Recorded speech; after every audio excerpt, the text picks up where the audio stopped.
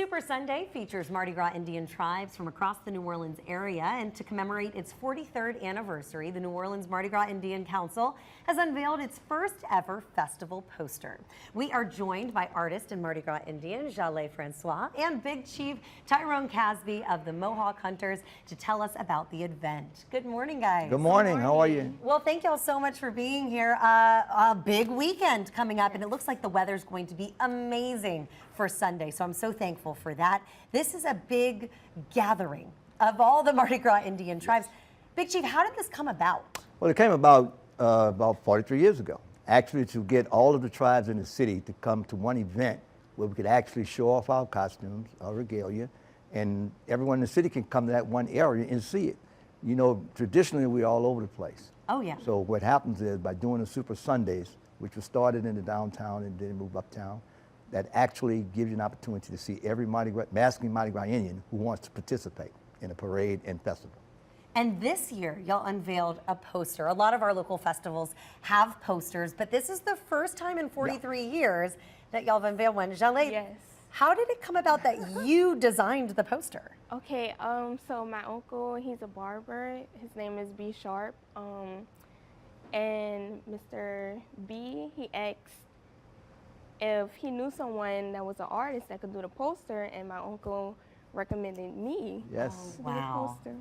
That's a good uncle. Yes. That's a good uncle, and you did a phenomenal job Yes. Thank with you. the poster. Great This is going to job. be one I presume will continue. Yes, it's not a first, it's our first, but it won't be our last. But it won't Yeah, be your it won't last, be the last. exactly, which makes it a collectible item that Correct. folks are going to want to get their hands on. This is another piece of your art. Talk to me about the inspiration for this one. The inspiration about this one was mainly about the motherland, you know, the different tribes. Well, the beads on it symbolizes the different tribes and stuff, the souls, the lost souls, you know, yeah.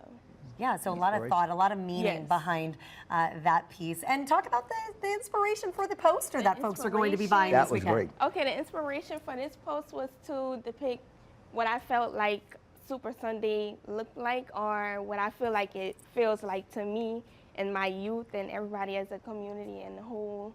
So yeah. It feels bright, it feels Yes, it's very colorful. bright. And it's very meaningful.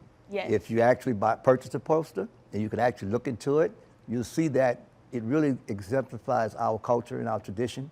It's all in one spot. So why this year? Why did y'all think to do Well, a after poster? 43 years, you know, our director, Mr. Butler, Bertrand Butler, and our assistant director, Mr. Michael Farley, decided that we're growing. And because of exposure of the other events that have transpired with the culture and tradition, why not do our own?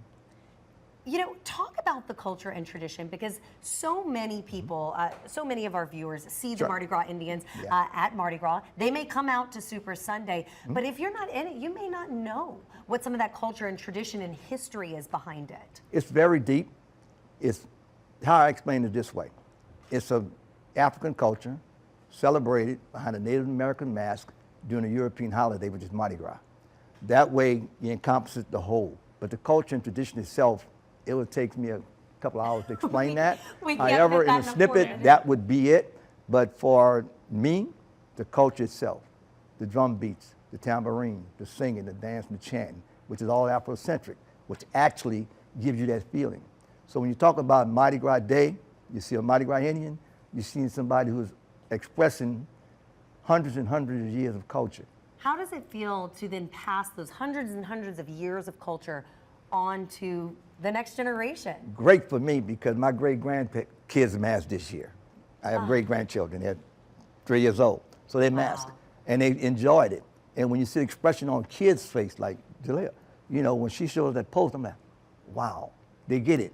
And once you make sure that the legacy goes on through children, through youth, and in our programs at the New Orleans Mardi Gras Indian Council, we make sure that we teach the youth so that they can carry it on and not get the misconception which is out there about who and what we are. We're bigger than just guys running through the street in Mardi Gras Indian costumes. We're expressing our culture, our tradition, and Afrocentric view for everyone to see. And it is a beautiful legacy that we are so thankful to have here Oh, yeah. in New Orleans.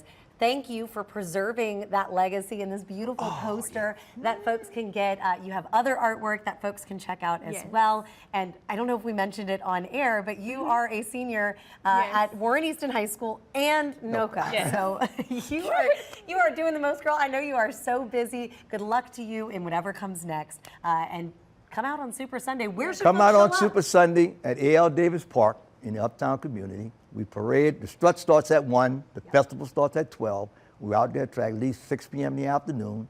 Come out and enjoy plenty of food, music, camaraderie, family, and tradition. Perfect. Thank you guys so Thank much. I really you. appreciate it. All right, well,